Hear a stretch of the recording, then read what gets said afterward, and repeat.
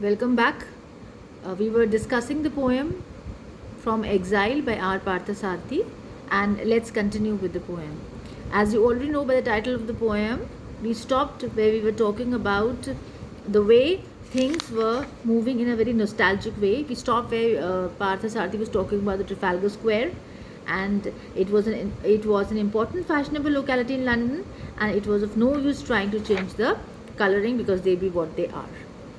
Now, let's continue further with the poem. The text is there in front of you. An empire's last words are heard on the hot sands of Africa. The Da Gamas, Clives, duplexes are back.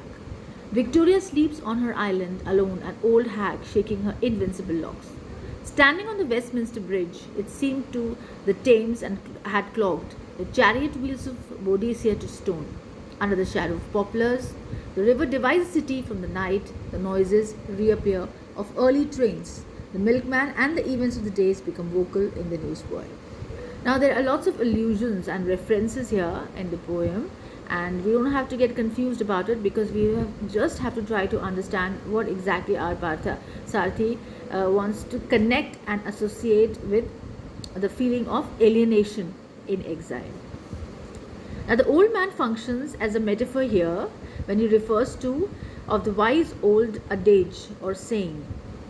And you know what's an adage? Adage is a saying, a wise old age saying, trying to impart truth value to the same. On the parallel vein, an empire's last words are heard on the hot sands of Africa, and here the stamp of colonization can be felt on the scorching sands of Africa. Now, here he's also talking about the clue of colonization. You know what is colonization? Those countries which were being controlled by another countries, and they were called colonies. They were colonized, and this is the way they had to bear the brunt of the other countries' domination. The status of imperialist like the Dagamas, the Clives, Dupleix remains in England like a signature to remind themselves and the others of their own imperialist policies. Now, he also comes back to Queen Victoria. Queen Victoria, he refers to, is an emblematic of European imperialism. She is an emblem of European imperialism. She is depicted as an old hag here in this poem by R. Parthasarathi, who sleeps alone her island. Now, her existence is islandic. Why? Because she thinks only of herself. She herself has created her own island. She shakes her locks in an act of defiance. What is defiance here? Defiance, you already know, when someone refuses to obey to the other person with an attitude of invincibility. Invincibility means too strong or powerful to be defeated. She's standing on the Westminster Bridge at once evokes images of Wordsworth with his romantic perspective. It again brings into play the hybrid identity. Hybrid identity means different varieties of species. Identity is talking about. Now he comes to Thames. The Thames had clogged. Thames is a river in South England. So it had clogged. Clogged means blocked. Now another reference here is of Boadicea. Who was Boadicea? Boadicea was an ancient British queen of Iceni who had fought against the Romans when they invaded England. She was defeated. Boadicea was a significant cultural symbol of England. She is considered to be the anti-type of Queen Victoria, but while Boadicea fought for her freedom, Victoria stood for the lack of freedom of others. In her pursuits, it seems that Thames had clogged the chariot wheels of Boadicea to stones. The wheel is an eloquent symbol of progress.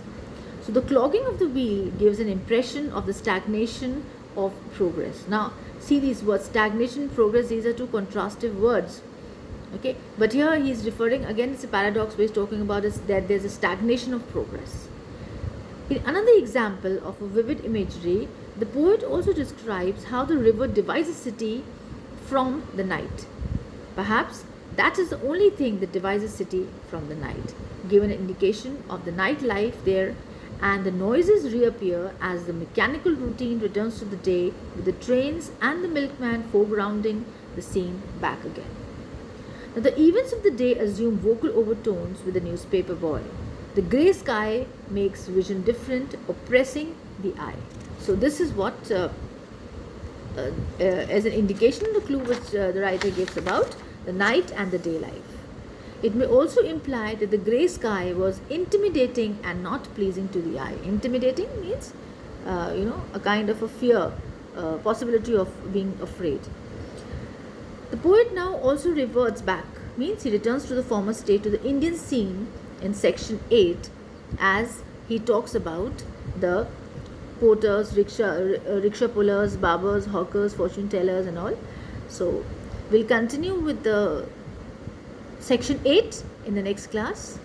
We'll stop here. Thank you.